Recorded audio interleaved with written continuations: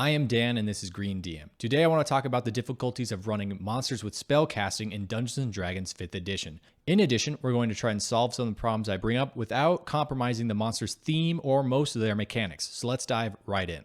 Monsters in the 5th edition monster manual come with stat blocks. These stat blocks show the maximum hit points of the monster, the armor class, the actions, and everything in between. Usually, a monster has a few unique traits or actions that separate it from other monsters. For example, the Bugbear Chief on page 33 of the monster manual has Surprise Attack. This makes it an ambush predator like other bugbears, but on top of that, it also has Heart of Hergat. This heart ability allows it to be more courageous in the sight of fearful oncoming effects and be able to shake off pesky abilities such as Charm. This makes the Bugbear Chief a leader in that it will face these enemies head on and almost try to rally the other bugbears who could be fearful or some other way charmed around it to battle. It's simple enough, straightforward, but has a little bit of flavor to make the Bugbear Chief thematic and show that it is indeed a chief. The Bugbear Chief only has 2 possible actions in combat.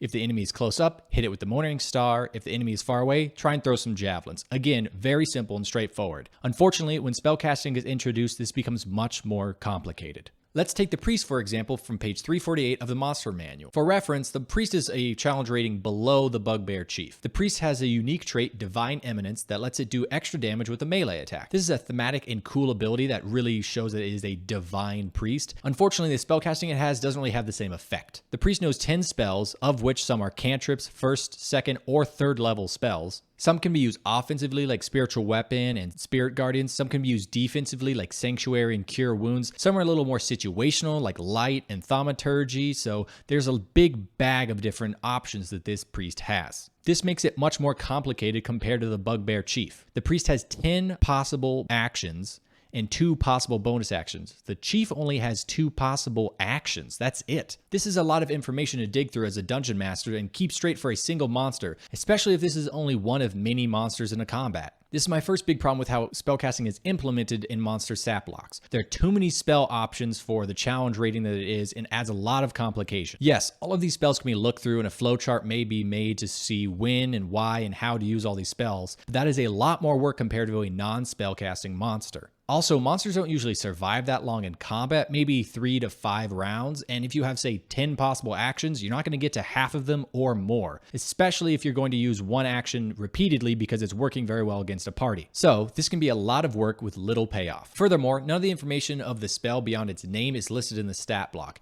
so you have to go to the player's handbook and look up each individual one if you don't know what they are. If you forget how one of the 10 spells the priest has works in the middle of a session or in the middle of combat, you either have to pause to be able to understand what that does, or just skip it entirely and it's almost as if it wasn't there to begin with. This is my second big problem with how spellcasting is implemented into monster stat blocks. It is highly reliant on outside reference. Yes, the Bugbear Chief requires you to know what surprise is and how someone could be affected by it, but that's a pretty common rule compared to every single spell in the entire game. On the other hand, if you were to list out every single spell a monster can do, how you would list it out in the player's handbook, that is becoming an enormous stat block. So it's basically damned if you do, damned if you don't. The previous problem is compounded by that combat and non-combat spells are given the same weight in a monster stat block. While it can be fun for a priest to boom their voice with Thaumaturgy, it's not really going to be that relevant in most combats and is just adding more and more spells to a very long list. In addition, monsters like the Mummy Lord, which have Divination, or the Hag Coven, which have Scrying, utilize out-of-combat spells but use their spell slots to do it, which means that if they've used Divination today, that means they might be down a spell slot for this combat.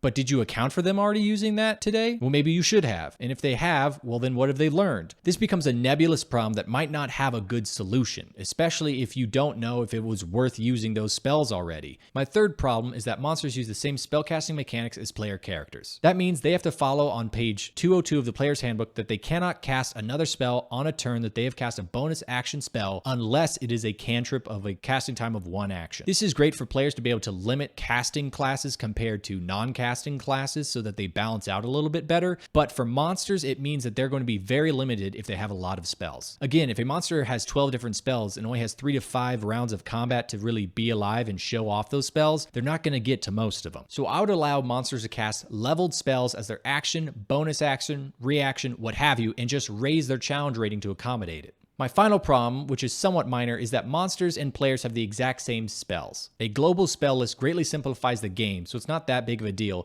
but it usually can lead to players that are a bit more veteran than others know exactly what spells a monster is using and how to counteract them. Darkness causing you to be totally blinded is not that scary when you know you can just walk 20 feet in one direction and you'll be out of the area. Silence in particular is very difficult to keep a player character in unless they're grappled. While it is nice to reward players for knowing the game system, I would like monsters to have modified spells so that players can know the overall feeling of the spell, but they can't know the exact specifics of it to counteract it. This would lead to monster spellcasters being a little bit more surprising and interesting to veteran players. So the major problems are: 1. Monsters have too many spells, which leads to a lot of in and out of game work for the DM compared to other monsters of a similar challenge rating. 2. Monster stat blocks rely on a lot of outside reference for their spells, leading to either an intense amount of memorization for all the spells in the game, or a lot of downtime in combat or in session for the DM to figure out what each spell does if they've forgotten. 3. Monsters have the same spellcasting mechanics as player characters, leading them to be very limited in what they can show off in a single combat. This is very apparent if they have a lot of spells and they don't have a lot of actions to use them all. 4, which is a minor problem, is that players and monsters use the exact same spells, which can lead to a bit of player metagame shenanigans, but usually it's not too big of a problem, so usually you don't need to address it. Now that I've laid out all these problems, let's try and solve some of them. Unfortunately, it's not a one-size-fits-all solution. It's going to take a bit of time for each individual monster spellcaster you want to run, but it will mean in game and in combat a monster will be a lot more understandable and hopefully a lot easier and fun to run. The basics of it are that the monster's spells are going to have to be a lot more baked into its stat block instead of just in a large list. So, less spells, but each one they have will be fully explained in the stat block. In addition, we're going to drop the spell slots mechanics from monsters. This is good for player characters because it allows them to really think about what they're going to use in this combat compared to the next combat, but if a monster is going to be in 1 to 2 combats, they don't need that much complexity. Instead, we're going to use recharge mechanics. One recharge mechanic will be the Dragon's Breath weapon type, which is where you roll a d6, and depending on what number you have, something will recharge. Or it'll be a set number of charges per day or per rest, so you can just tick it off and then it'll be done. For combat, let's help get an understanding of when to use each spell. So I'm breaking down a monster's spells into 3 categories: offensive, defensive, and control, with the addition of the sub options of nuke and escape. Not all spellcasters will have the nuke or escape option, and some might not even have one of the 3 main categories. This is just a way to cleanly understand what each spell will be used for. The offensive category is for pure damage on things like that. Your fireballs, your guiding bolts, all the way up to your power word kill, though that should be the nuke option for almost anything that has it.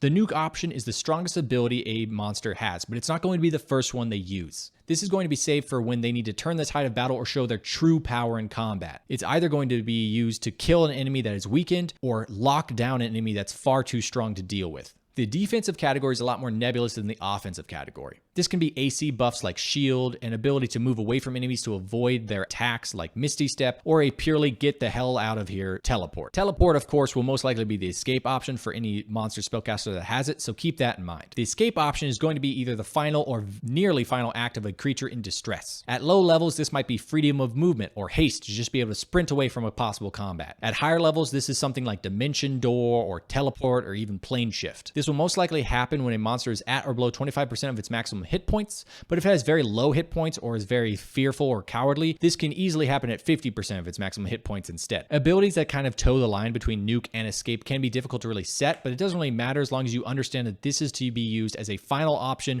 or as a near final option. The final category, control, is for spells that control the battlefield. This can include condition generating effects like fear or hold person, but this can also be movement blocking effects like wall of force or plant growth. Any spell that doesn't really fit into these categories can most likely be set aside as just an out of combat spell that can be thought about at that time instead of in the intensity of combat. So let's go back to the priest and work its spells through these categories. For offensive spells, the priest has Sacred Flame, Guiding Bolt, Spiritual Weapon, and Spirit Guardians. This is a lot of attack options, not including its normal mace attack, which can have Divine Eminence on it. Every round having to think about all of these options is going to get pretty taxing, so let's drop Sacred Flame and make Guiding Bolt at will. I seriously doubt they'll be able to use Guiding Bolt more than once or twice in a combat anyway. Spiritual Weapon and Spirit Guardian should just become once a day powers because they don't really have that many spell slots for them anyway. Finally, I will lump Divine Mace and their mace attack into one Divine Mace attack, which does 1d6 bludgeoning and 4d6 radiant damage as if you were using Divine Eminence at a 2nd level slot. This will have the recharge mechanic like the Dragon's Breath weapon, so it will recharge on a roll of a 6 on a d6. So now the priest only has 3 possible offensive actions and 1 possible offensive bonus action. Moving on to defensive spells, I see this as just Cure Wounds and Sanctuary. Lesser Restoration could be here as well, but I like the thematic idea that a priest is going to do that more as a ritual. For control spells, I only see the priest having 1, Dispel Magic. I'm kind of on the fence of whether it should be an in or out of combat spell,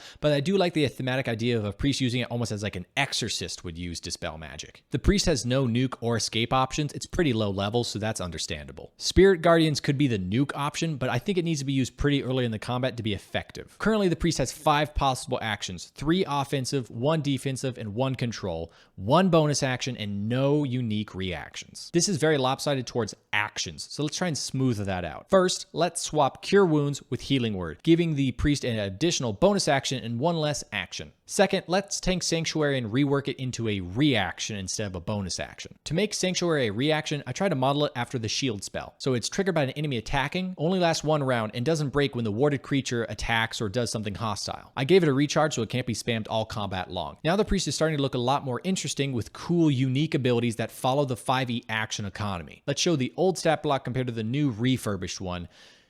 And the new one's pretty big. It is far less compact, but is a lot easier to work with. It's not reliant on outside reference, is a lot easier to understand what each spell should be used in combat for, and follows the 5e action economy a lot more interestingly. I left the priest's non-combat spells in a little list in the refurbished stat block. This is because they'll probably be used in out-of-combat scenarios, and therefore they will have a little bit more time as a DM to figure out what they could do and what they could be used for.